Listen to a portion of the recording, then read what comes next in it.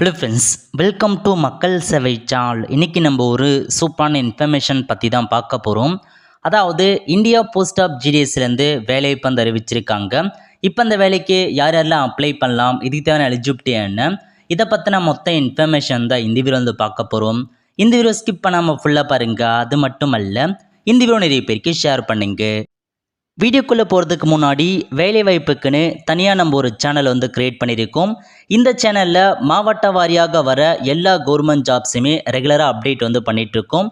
இதுக்கான லிங்க்கை நான் டிஸ்கிரிப்ஷன் வந்து கொடுத்துட்றேன். விருப்பம் இருக்கவங்க இந்த சேனலை நீங்கள் சப்ஸ்கிரைப் பண்ணி வச்சுக்கோங்க. அது மட்டும் இல்லாமல் ஜாப்க்குன்னு டெலகிராம் குரூப் க்ரியேட் பண்ணியிருக்கோம். வாட்ஸ்அப் சேனல் இருக்குது. அதுக்கான லிங்க்லாம் டிஸ்கிரிப்ஷன் வந்து கொடுத்து அதெல்லாம் ஃபாலோ பண்ணி வச்சுக்கோங்க.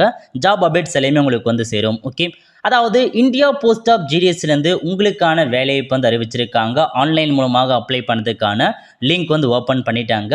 இந்தியா போஸ்ட் ஜிடிஎஸ் online.government.in இதான் வந்து பார்த்தா அஃபிஷியல் வெப்சைட். ஓகே, இந்த வெப்சைட் மூலமாக மேலே கொடுத்துருக்காங்க பாருங்கள் நோட்டிஃபிகேஷன்னு.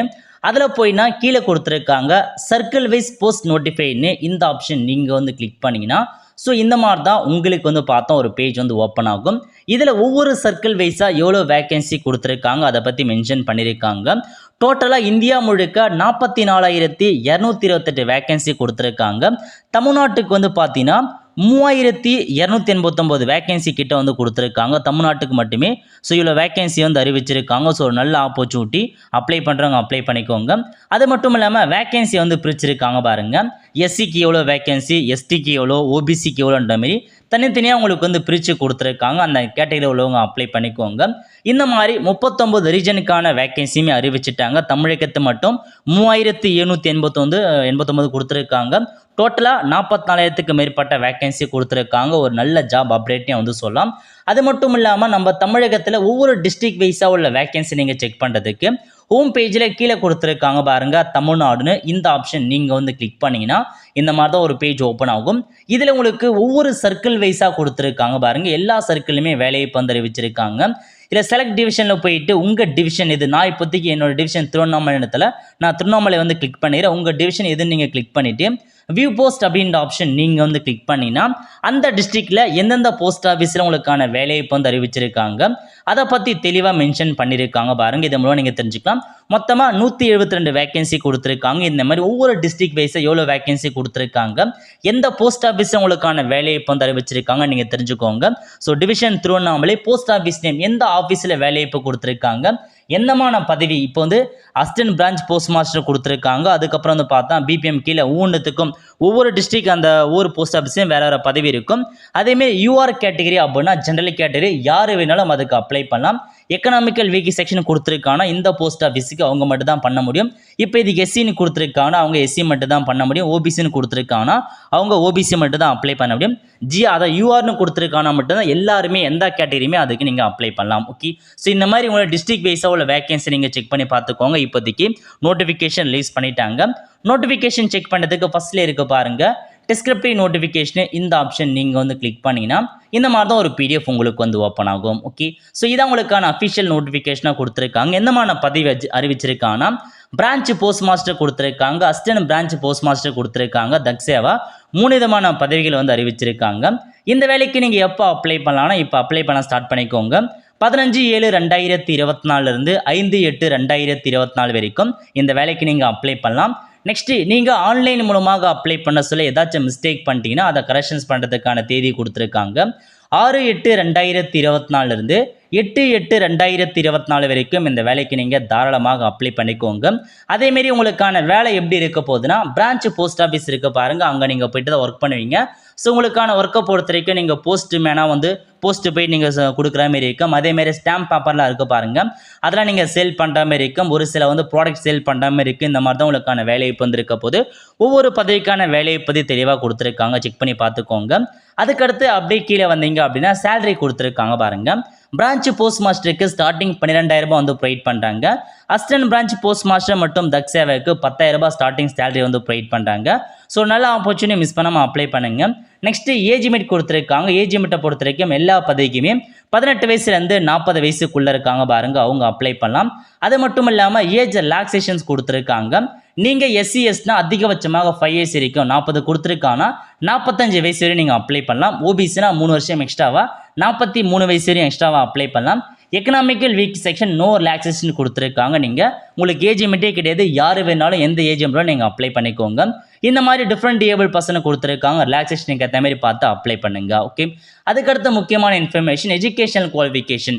இந்த வேலைக்கான கல்வி தகுதியை பொறுத்த வரைக்கும் 10ஆம் வகுப்பு பாஸ் பண்ணியிருக்கீங்க அப்படின்னா தாராளமாக நீங்கள் அப்ளை பண்ணிக்கோங்க.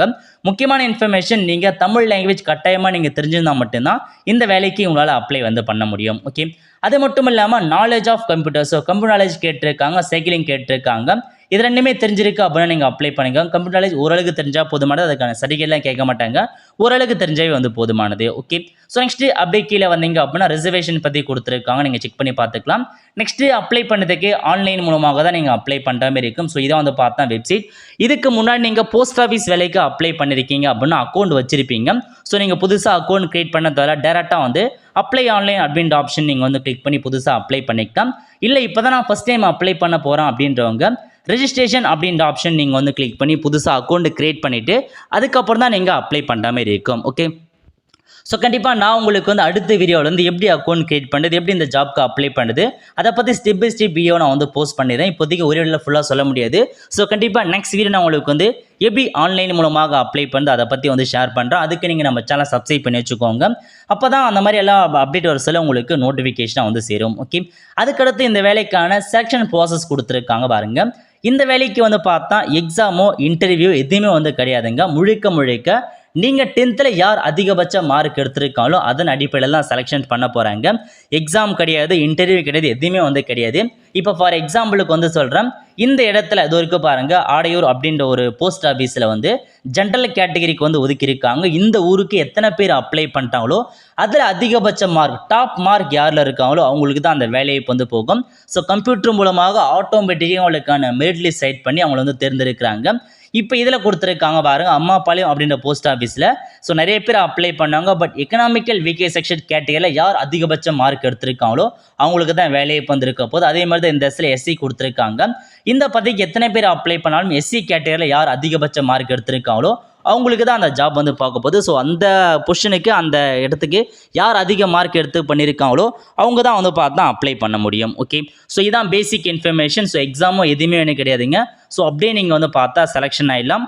அதுக்கப்புறம் ஒன்ஸ் நீங்கள் செலக்ட் ஆகிட்டீங்க அப்படின்னா உங்களுக்கு எஸ்எம்எஸ் பண்ணுவாங்க. அப்போ நீங்கள் போயிட்டு ரீஜனல் போஸ்ட் ஆஃபீஸில் உங்களுக்கான டாக்குமெண்ட்ஸை நீங்கள் சப்மிட் பண்ணுற மாதிரி இருக்கும். என்னமா டாக்குமெண்ட்ஸ்னால் உங்களுக்கான 10th மார்க் ஷீட் கேட்பாங்க, ஐடென்டிக்கான ப்ரூஃப் கேட்டிருக்காங்க, ஜாதி சர்டிஃபிகேட் கேட்டிருக்காங்க, டேட் ஆஃப் பர்த் கேட்டிருக்காங்க. இந்த எல்லா டாக்குமெண்ட்ஸுமே எடுத்துகிட்டு போயிட்டு நீங்கள் செலெக்ஷன் பண்ணுற மாதிரி இருக்கும். ஒன்ஸ் செலக்ட் ஆனதுக்கப்புறம் இந்த இன்ஃபர்மேஷன்ஸ் பற்றி சொல்லுவாங்க. ஓகே, நெக்ஸ்ட்டு இந்த வேலைக்கு அப்ளை பண்ணுறதுக்கு நீங்கள் ஃபீஸ் பேமெண்ட் பண்ணுற மாதிரி இருக்கும். நீங்கள் பார்த்தீங்கன்னா ஜென்ரல் கேட்டகரி ஓபிசி கேட்டகரியாக இருக்கீங்க அப்படின்னா நீங்கள் 100 ரூபாய் ஆன்லைன் மூலமாக நீங்கள் பேமெண்ட் பண்ணுற மாதிரி இருக்கும். இதுவே அனைத்து கேட்டகரியை சார்ந்த பெண்களாக இருக்கீங்க, அது மட்டும் இல்லாமல் எஸ்சி எஸ்டியாக இருக்கீங்க அப்படின்னா உங்களுக்கு ஃபீஸ் கிடையாது, நீங்கள் ஃப்ரீயாகவே இந்த வேலைக்கு அப்ளை பண்ணலான்றதை மென்ஷன் பண்ணிட்டாங்க. ஸோ மற்றவங்க 100 ரூபாய் கொடுத்து நீங்கள் பேமெண்ட் பண்ணுற மாதிரி இருக்கும். ஓகே, அதேமாரி ஆன்லைன் மூலமாக எந்த மாதிரி டாக்குமெண்ட்ஸ் நம்ம சப்மிட் பண்ணுற மாதிரி இருக்குன்னா உங்களுக்கான ஃபோட்டோ மற்றும் சிக்னேச்சரை மட்டுமே அப்லோட் பண்ணால் போதுமானது. வேறு எந்த டாக்குமெண்ட்டுமே நீங்கள் ஆன்லைன் மூலமாக அப்லோட் பண்ண தேவையில்லை. ஸோ இதுதான் உங்களுக்கான நோட்டிஃபிகேஷனில் கொடுத்துருக்க மொத்த இன்ஃபர்மேஷன். ஸோ தெளிவாக படித்து பார்த்துக்கோங்க. இதான் உங்களுக்கான ஜாப் ஆப்பர்ச்சுனிட்டி. 44,000க்கு மேற்பட்ட வேகன்சி கொடுத்துருக்காங்க. இந்தியா முழுக்க தமிழகத்தில் 3,500 கொடுத்துருக்காங்க. எல்லா டிஸ்ட்ரிக்ட்லேயுமே வேலைவாய்ப்பு இருக்க போது. ஸோ விருப்பம் இருக்கவங்க, எலிஜிபிள் இருக்கவங்க அப்ளை பண்ணிக்கோங்க. கண்டிப்பாக நான் அடுத்த வீடியோ எப்படி அப்ளை பண்ணுறது அதை கொடுத்து நான் உங்களுக்கு இன்ஃபார்ம் பண்ணுறேன். அதை பார்த்து நீங்கள் அப்ளை பண்ணிக்கோங்க. இப்போதைக்கு நோட்டிஃபிகேஷன்ஸ் ஃபுல்லாக நீங்கள் தெரிஞ்சு வச்சுக்கோங்க. அவ்வளோ ஃப்ரெண்ட்ஸ், கண்டிப்பாக இந்த பிடிச்ச லைக் பண்ணுங்கள். அது மட்டும் அல்ல, இந்த வீடியோ நிறைய பேருக்கு ஷேர் பண்ணுங்கள். அடுத்த ஒரு நிலையில் சந்திப்போம். நன்றி, வணக்கம்.